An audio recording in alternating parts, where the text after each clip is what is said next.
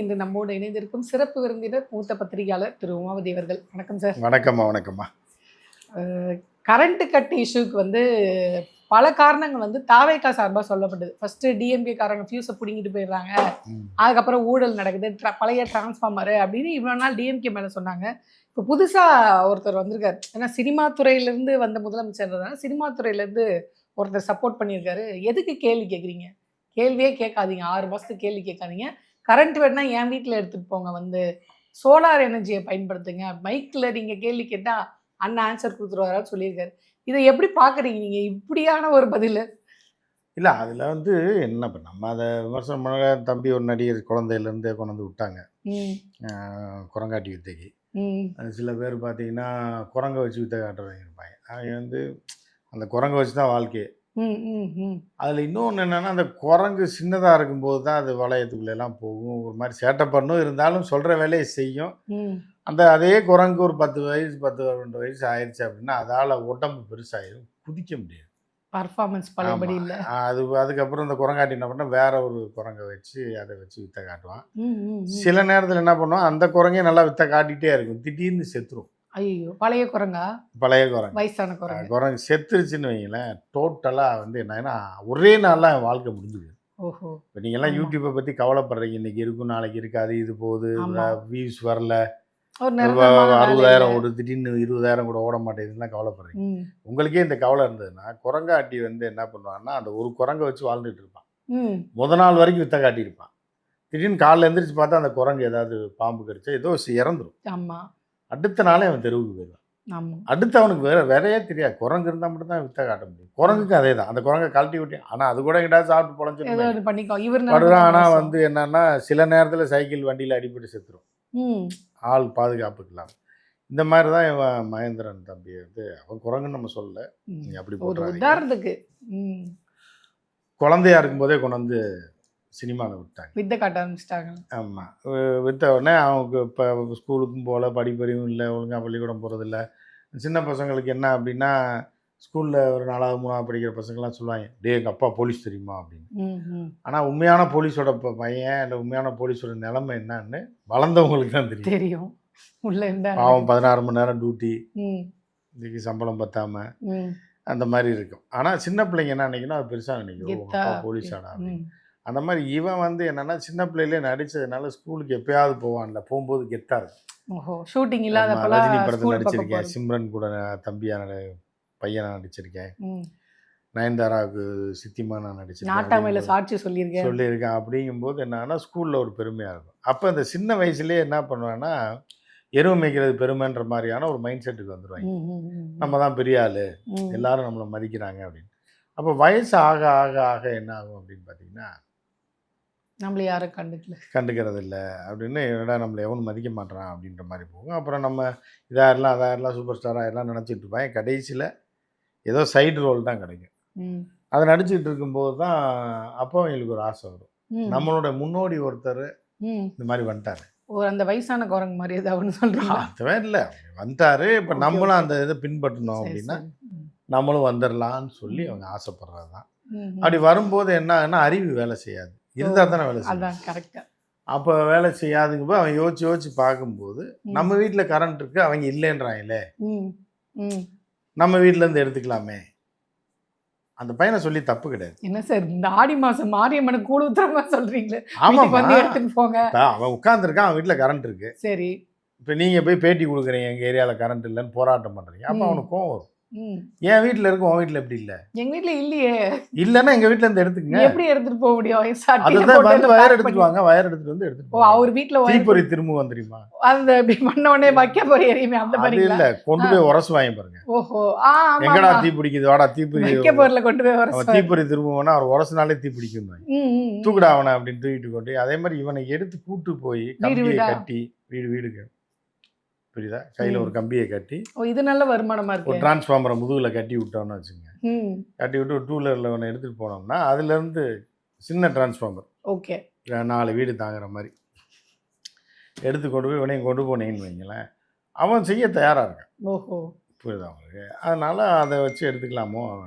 இது ஒரு புது வேலை வாய்ப்பா இருக்கு. இருக்கும். எல்லாரும் கரண்ட் கிடைச்ச மாதிரி இருக்கும். அவனுக்கு அந்த மனசு இருக்கு. ஆனா அந்த பையனுக்கு வந்து விவரம் தெரியலனா கூட தியாகி. அவன் என்ன நினைக்கிறான்னா, நம்ம வீட்டு கரண்ட் எல்லாரும் எடுத்து பயன்படுத்தணுமே இருக்குல்ல. குடுக்க மாட்டேன்னு சொல்லல அவன். உங்க வீட்ல கரண்ட் இல்லன்னா என்னைய ஏன் கேட்குறீங்கன்னு சொல்லல. ஆனா குடுக்குறேன்றான். இந்த மாதிரி ஒரு தாராள மனசு வந்து அவங்களுக்கு தான் வரும். யாருன்னா அந்த திரையுலகத்தில் இருக்கக்கூடிய இந்த மாதிரி எல்லா திரையுலகத்துக்கும் வராது. இப்போ கமலஹாசன்லாம் கேட்டால் தரமாட்டார். அந்த மாதிரி இருக்கு. ஸோ அதனால அந்த பையன் சொல்லியிருக்கேன். ஓஹோ! அவ்வளோ தாராள மனசு. இப்படி ஒரு மாதிரி என் வீட்டில் வந்து நீங்கள் எடுத்துட்டு போங்க. இல்லைன்னா நானே உங்கள் வீட்டுக்கு வந்து இந்த மாதிரி வீட்டுக்கு வீடு ஒரு யூனிட்டுக்கு இவ்வளோ நேரம் அப்படின்ற மாதிரி ரேட்டு கிட்ட பேசி படத்தில் வாய்ப்பு கிடைக்கிறதுனால இப்படியான ஒரு வேலை வாய்ப்பு அவர் வந்து ஏற்படுத்திக்கிறாரோ அப்படின்ற மாதிரி தான் இருக்குது நீங்கள் சொல்கிறது பார்க்கும்போது. இப்போ அதில் பாரதிராஜா இறந்துட்டாரு. அதில் ஒரு கதை வரும். அதில் வந்து என்ன ஆகும் அப்படின்னா வில்லனுடைய முதல் மரியாதை அதில் தான் நினைக்கிறேன் விரலை கடிச்சிடும். ஆமாம், முதல் மரியாதையில் அந்த பொண்ணு இறந்துரும். அவங்க விரலை கடித்த உடனே ஒருத்தர் சுற்றிக்கிட்டே இருப்பான். எனக்கு உண்மை தெரிஞ்சாகணும், பொண்ணோட அப்பா சுற்றிக்கிட்டே இருப்பானா, எனக்கு ஒரு உண்மை தெரிஞ்சாகணும் ஜாமீன் பார்க்குறவன்ட்டெல்லாம் கேட்டுட்டு இருப்பான். ஆமாம், அந்த மாதிரி தலைவனை கொண்டு போய் விட்டுருவாங்களோன்னு தோணுது. யார் எந்த தலைவன் சொல்றீங்க? ஏதோ ஒரு தலைவன் இவங்க யாரை நினைக்கிறாங்களோ அவன் என்ன எனக்கு ஒரு உண்மை தெரிஞ்சாகணும், கரண்டியா கட் எங்க இருந்துரா வர்றீங்க அப்படின்ற மாதிரி அப்படி ஒரு நிலைமையில இருக்கு. மகேந்திர பாவம் சின்ன பையன். மகேந்திரன் கூட யாரோ ஒரு பொண்ணு லவ் பண்ணுதுன்னு கேள்விப்பட்டேன். ஐயோ, இது புதுசா இருக்கு. இது என்ன லவ் பண்ணுதுன்னு கேள்விப்பட்டேன். பாவம் அந்த பிள்ளை வாழ்க்கையை நினைச்சாதான் பாவமா இருக்கு. கரண்ட் பவர் மேனா இருக்காரு. ஆமா இருக்கு. இவன் பாட்டுக்கு அங்கங்க போய் கரண்ட் வயரை போட்டு வீட்டுக்கு கரண்ட் தூங்கிட்டு இருக்கும்போது கதவை தட்டி, அம்மா எங்க வீட்டுல கரண்ட் இல்ல, சாரை கொஞ்சம் அனுப்பு, கம்பியை கட்டி தூக்கிட்டு போயிட்டான்னு. அவங்க வாழ்க்கை நாசமா போயிடும். என்ன நாசமா இருக்கும்னு நான் நினைக்கிறேன் சார். நாசமா இப்படி போக எல்லாமே காரணம் உங்களை மாதிரி யூடியூபர் தான்மா. இந்த வாட்டி என்ன பண்றீங்கன்னா உங்களுக்கு கண்டென்ட் இல்லைன்றதுக்காக சும்மா இருந்த தம்பி அவன் பாட்டுக்கு வீட்டுல இருந்தான். அவனை பத்தி யாருக்காவது முந்தா நாள் வரைக்கும் தெரியாது. மாஸ்டர் மகேந்திரன்னா படத்துல அங்க இங்கே வந்திருப்பா, சின்ன பையனா ஓடி இருப்பான். நாட்டாம படத்துல வந்தா என்ன இங்கிட்டு போனாரு அப்படின்ற மாதிரி சாட்சி சொல்றேன். ஸோ அந்த பையனை அவ்வளோதான் தெரிஞ்ச பையனை வந்து பேட்டி எடுக்கிறேன்ற பேரில் கண்டென்ட் இல்லைன்னு கூப்பிட்டு வந்து புரியுதா உங்களுக்கு? இந்த மாதிரிலாம் பண்ணுறதுன்றது வந்து கண்டிப்பாக ஒரு பேட்டி எடுக்கிறாங்கன்னா ஒரு தெரியலன்னு சொல்லணும்ல. அவன்கிட்ட போய் எதுக்கு எடுக்கணும்? இல்லை தெரியலன்னா தெரியலன்னு சொல்லியிருக்கலாம். அப்படி இல்லைல்ல, அவன் தெரியாதவன்கிட்ட போய் தூண்டி தூண்டி கேட்டிங்கன்னா அவன் பாவம் அப்பா விவரம் தெரியாதவன். அவனை போய் கரண்ட் கொடுன்னு அவன் என்ன பண்ணுவான், என் வீட்டில் எடுத்துக்கன்னு தான் சொல்லுவான். முன்னாடி உள்ளதை கட் பண்ணிட்டு கரண்ட் எடுத்துக்கோங்க, சரி பரவாயில்ல, கேள்வியே கேட்காதீங்க விஜய் வரல அப்படின்றாரு. ஆமா, அவர் தெரியாதவன்கிட்ட போய் கேள்வி கேட்டா எப்படி? இப்போ உங்களை போய் கூப்பிட்டு ஒரு பரீட்சை பேப்பர் தரமா இப்போ எழுதி கொடுத்துட்டு போங்க, தெரியாதுன்னு பிளெயின் பேப்பரா கொடுத்துட்டு போவேன், இல்ல தப்பு தப்பா எழுதி. ஆமா, அதுதான் அவன் சொல்றாப்ல, தம்பி கேட்காதன்ற, தெரியாது எது கேட்குறீங்கன்ற. அப்படி ஒரு பதில கொடுக்கலையே அவரு. சொன்ன முன்னாடி கட் பண்ணிருப்பாங்க. அந்த மாதிரி அவர் கேட்காதீங்கன்னா அவருக்கு தெரியாது, எதுக்கு அவர்கிட்ட போய் கேட்குறீங்கன்றது ஆத்திரம் வரதான் செய்யும் யாரா இருந்தாலும். அதனால இப்படி ஏதோ பேசிட்டாரு. அந்த மாதிரி தான். ஆனா இப்போ அது ஏதோ பேசிட்டாரு, இப்ப வைரல் ஆயிடுச்சு. மேபி நம்மளுக்கு இந்த மாதிரி ஒரு வைரல் ஆகணுன்றதுக்காக இந்த மாதிரிலாம் ஏதாவது பேசுறாங்களா? இல்ல அந்த அளவுக்கு அந்த தம்பிக்கு விவரம் இருக்க மாதிரி தெரியல. பேசிட்டா வைரல் ஆகி போச்சு, அவ்வளவுதான். வைரல் ஆகணும்னு அவன் பேசுற மாதிரி தெரியல. அவன் பேசுறது இன்னும் அவனை நீங்க வந்து வடிவேல் சொல்றாருல, முட்டு சந்தில கூட்டு போய் 3 நாள் ஊற போட்டு அடிச்சாங்க, அதுக்கப்புறம் ஒருத்தர் நல்லவன் சொல்லி சரக்கு ஊற்றி விட்டு அடிச்சு. அந்த பையன் வர்றேன்னா கூப்பிடுங்க, 10 நாளைக்கு கண்டென்ட் கொடுப்பான். ஓஹோ, வைரல் ஆயிட்டே பஞ்சமா இருக்காது. அந்த பையனை மட்டும் கூப்பிடுங்க, இப்போ வரமாட்டான். இனிமே கூப்பிட்டீங்கன்னா வரமாட்டான். நீங்க ட்ரை பண்ணி மட்டும் அவனை எடுத்துருங்க.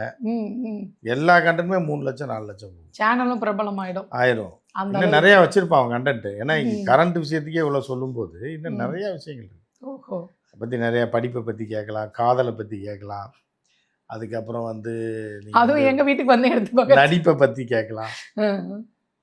நிறைய ஒரு களஞ்சியமா இருப்பான். கூப்பிட்டு மட்டும் நீங்க எப்படியா ட்ரை பண்ணி அப்பாயின்மெண்ட் மட்டும் வாங்க. சரி, ட்ரை பண்றேன் சார். அந்த வாய்ப்பு மட்டும் கிடைக்குதான்னு பாக்குறேன். பாருங்க, நிறைய சொல்லுவாங்க. நம்ம வாய் வேற சும்மா இருக்காது. கரண்ட் இல்ல, அது ஏதாவது பண்ணீங்கன்னா தான் வைரல் ஆகும். ஓஹோ, சாப்பாடு இல்லைன்னு சொன்னீங்கன்னா அதுக்கு ஒன்று சொல்லுவான். இது வந்து கேஸ் இல்லைன்னா அதுக்கு ஒன்று சொல்லுவான். பெட்ரோல் விலை ஏறிச்சுன்னா அதுக்கு சொல்லுவாங்க. எல்லாத்துக்கும் கருத்து வச்சிருப்பாங்க. நீங்க வந்து அது விஜய்கிட்ட கேட்கறதில்ல, இவங்ககிட்ட கேட்டீங்கன்னா உங்களுக்கு நல்லா வைரல் ஆகும். விஜய்க்கே ஒன்றும் தெரியாது, இப்போ இவர் எப்படி ஒன்றும் புரியலையே. அப்படிலாம் சொல்லாதீங்க. சிஎம்மா இருக்காரு, ஏற்கனவே 3 பேர் ஜெயிலுக்கு போயிட்டாங்க. இன்னும் பெண்களுக்கு வந்து நீங்கள் போனி பண்ணி விட்டுறாதீங்க, புரியுதா உங்களுக்கு? என்ன சிக்க வைக்கிறதுல நீங்க குறியா? இல்ல நீ விஜய் வந்து அவ்வளோ அசால்ட்டா ஒன்றும் தெரியாதுன்ற வார்த்தையை நீங்க இல்ல சார், பயன்படுத்தி இந்த மாதிரியான விஷயங்கள் தெரியாதுன்னு சொல்றேன். இந்த மாதிரி அது வீட்டுக்கு தெளிவா வந்து சொல்லுங்க. கரண்ட் எடுத்துக்கோங்க. என்ன வந்து யாரும் கேள்வி கேட்காதீங்க. விஜய் அவர் அவர்கள் வீட்லயே CM கரண்ட் இல்லையேம்மா, நீ பாரதி ராஜா செத்த அன்னைக்கு அந்த லைனே கரண்ட் இல்லாமல் இருந்தது. அந்த தெருவுக்கே இல்ல தெருவுக்கே இல்ல, சிஎம் வீட்லயே கரண்ட் இல்லாத சிஎம்மும் இந்த கஷ்டப்படுறாரு. இந்தியாவிலே இதுதான் ஃபர்ஸ்ட் டைம். சிஎம் வீட்டுக்கே கரண்ட் இல்லாம இருக்கிறது.